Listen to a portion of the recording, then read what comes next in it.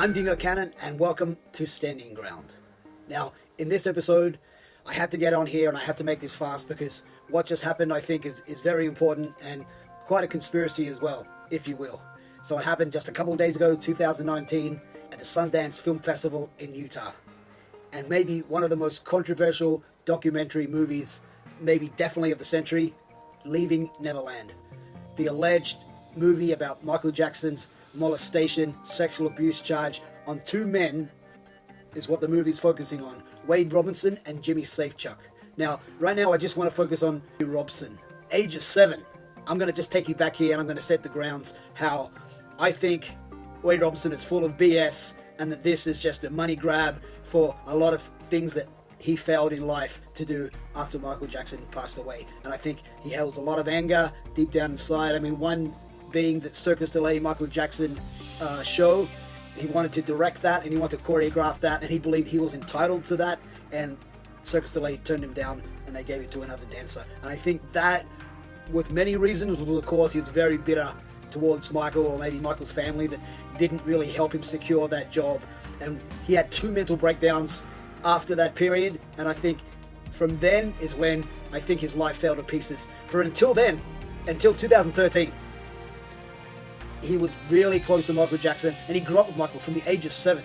And he was one of the dancers right next to Macaulay Culkin from Home Alone in the black and white video. Robson, now he's 36-year-old, and this is the strange thing. So when Michael Jackson was accused, when he was first accused of child sexual abuse in 2005, now Wade Robinson was the first guy Michael's attorney called because he knew that this kid had been with Michael pretty much his entire life, dancing with him and staying in Michael Jackson's house in Neverland, so they were very close. And he was asked many times, was Michael inappropriate with you? Did Michael touch you? What sort of relationships did you have? I mean, as a kid, he would look straight in the camera. I mean, this was an intelligent kid too. This is not like your everyday 7-year-old. I mean, this kid grew up dancing, and in the dance world, it's a very, very different world to 7-year-olds now. I mean, this kid had an earring, and he had like a cool white haircut as a kid, and he was into, of course, breakdancing, hip-hop as a kid. So understand, this is not your regular kid, all right?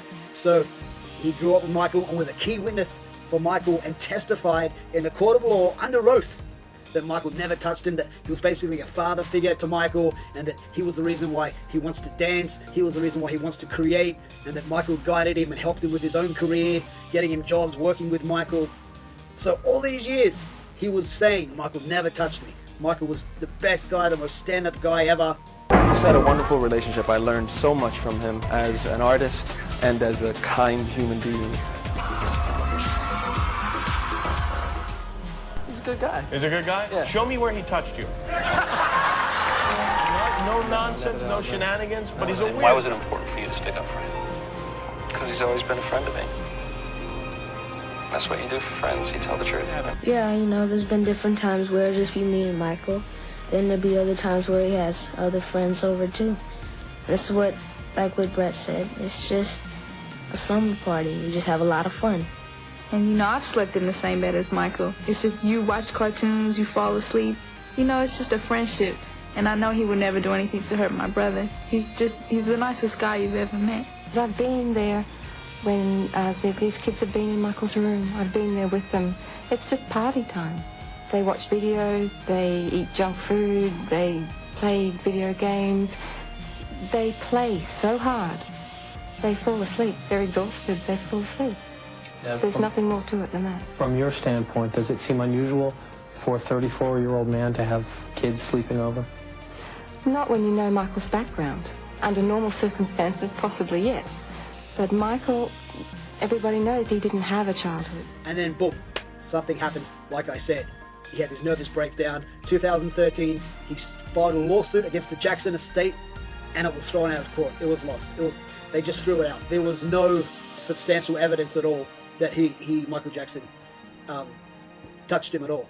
So what happens? He gets together with his British filmmaker Dan Reed, and they come up with Leaving Neverland. I mean, this is just out now, and it's got me really sort of to a point where I had to get on here and I had to look. I haven't seen the documentary myself yet because they're keeping it very, very tight-knitted. They're keeping it. There was no trailers on this at all. They wanted no trailers. They basically gave no press release I mean, what movies have no trailers and no press release? I mean, a movie that they really want to make an impact. I mean, they're going to air this on HBO later this year, but there's been no release dates at all. I mean, everything's very, very secretive. And so they haven't even released a date yet. So, I mean, this is where we are right now with this. So I will see it definitely when I get a chance. I'll be the first person that wants to get my hands on this and see this documentary. So I can't say anything about what the documentary says, only from what I've read and what I've grown up with Michael Jackson. I mean, I've been to Michael Jackson's concerts and I've followed his career since I was a kid. Putting a little bit extra into this conspiracy theory or whatever they're doing. I mean, also, they wanted to assassinate Michael Jackson for a long, long time, be it his real life person or his character. I mean, that's why Michael had all sorts of claims thrown at him and they were trying to assassinate his character.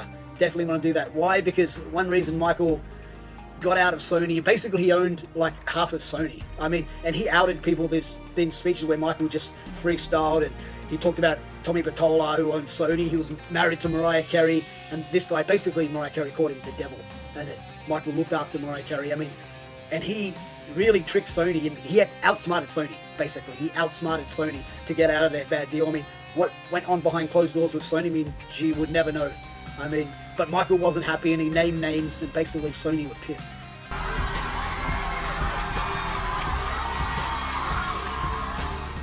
Anyway, first let me say, I really don't like to talk that much. I really don't. I prefer to perform than talk, but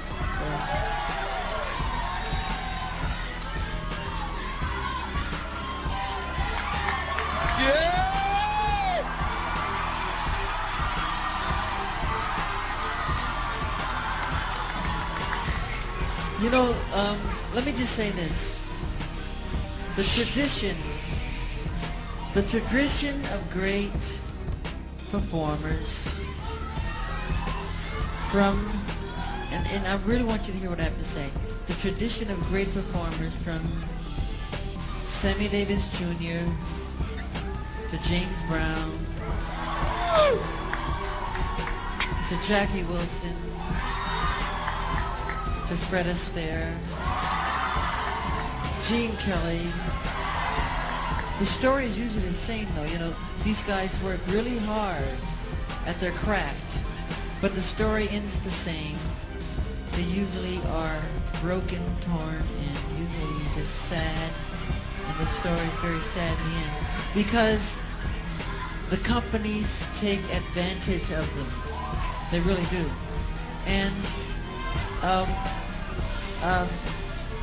Sony,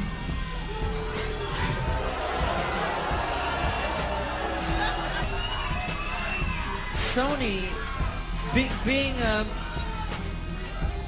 being the artist that I am at Sony, I've generated several $1 billion for Sony, several billion, and they really thought that my mind is always on music and dancing, and it usually is, but they never thought that this performer, myself, would outthink them.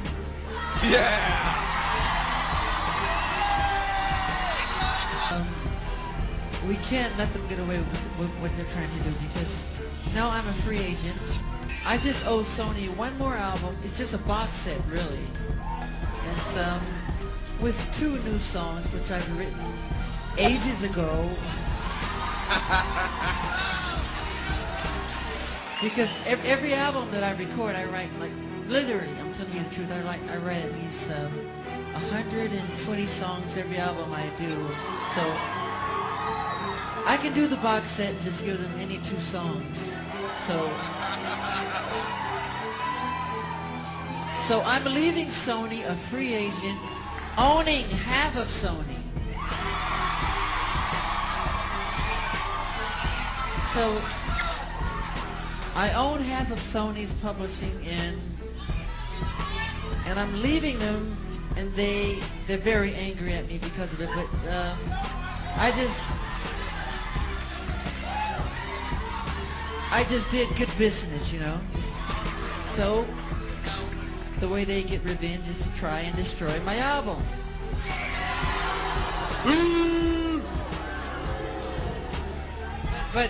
But I've always said, you know, good art never dies.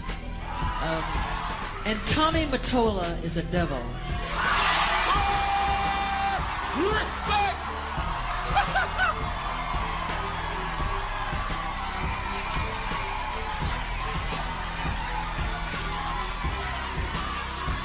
I'm not supposed to say what I'm gonna say right now, but I have to let you in on a secret. Say it. Please don't videotape what I'm going to say, okay? Turn that off, please. No what? I don't mind. Tape it. Oh! Michael is getting gangster today! Yeah. Mariah Carey, after divorcing Tommy, came to me crying. She was crying so bad I had to hold her. And she said to me that this is an evil man. And Michael, this man follows me, she said. He taps her phones. And he's very, very evil, and she doesn't trust him. And he is a horrible human being. And we have to continue our drive until he's terminated. Oh! There you go!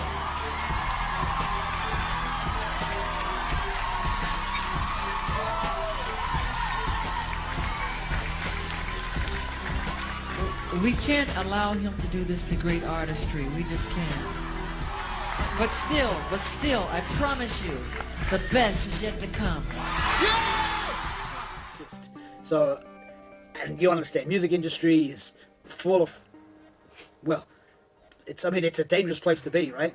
So, Michael Jackson was allegedly died. Well, I mean, it came out he was murdered, but no one seems to remember that it actually is. Michael Jackson was murdered June 2009.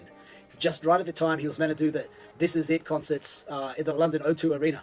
And so just before Michael died, he did this concerts. And I'll just keep this brief because everyone knows about this part of Michael Jackson's life, that he died just before that. He was meant to do those O2 concerts, and he was given some drugs by the doctor, who later now has been charged with murder. But at the This Is It concert, when he came out to give the press conference, I really don't believe that was the real Michael Jackson. I mean, nothing about that guy who came out looking like Michael Jackson to me.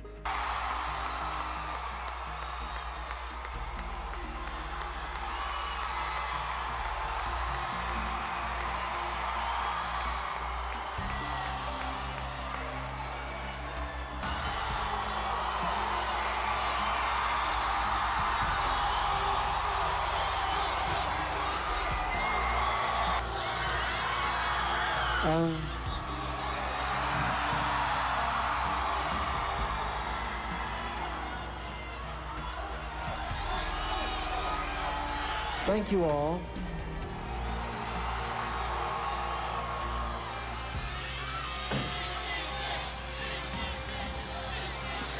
This is it.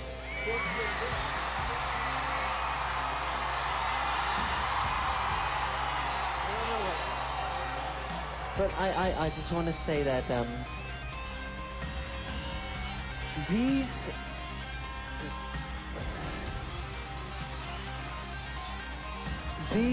will be my final show performances in London. This will be it. This is it. And when I say this is it, it really means this is it. Because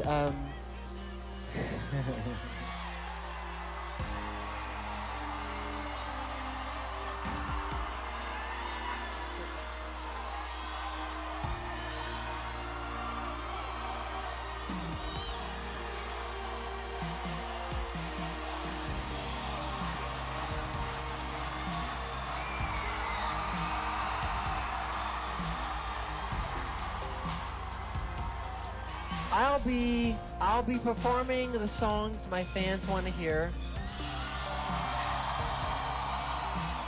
This is it. I mean, this is really it. This is the final curtain call. This is it, and see you in July.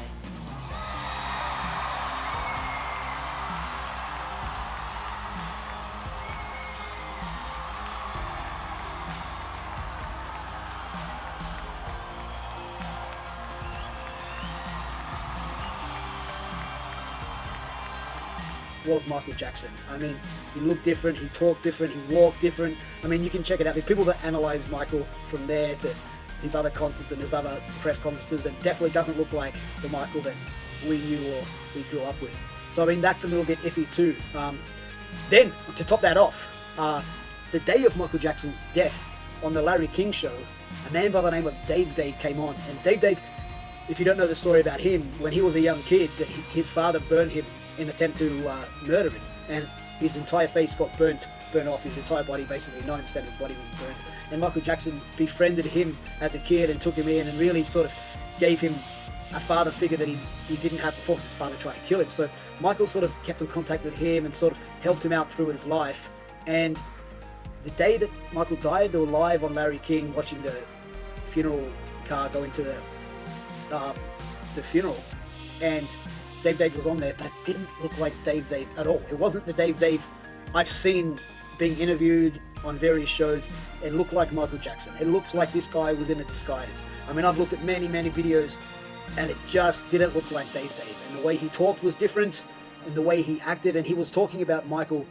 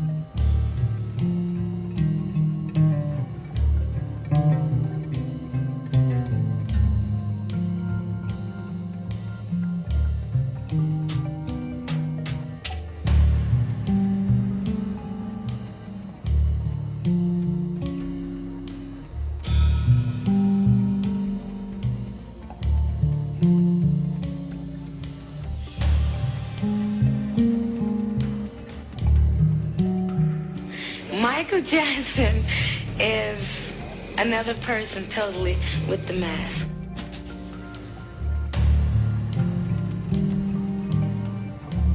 I want to thank each and every one of you for your overwhelming support. May God bless you. I love you. Good night.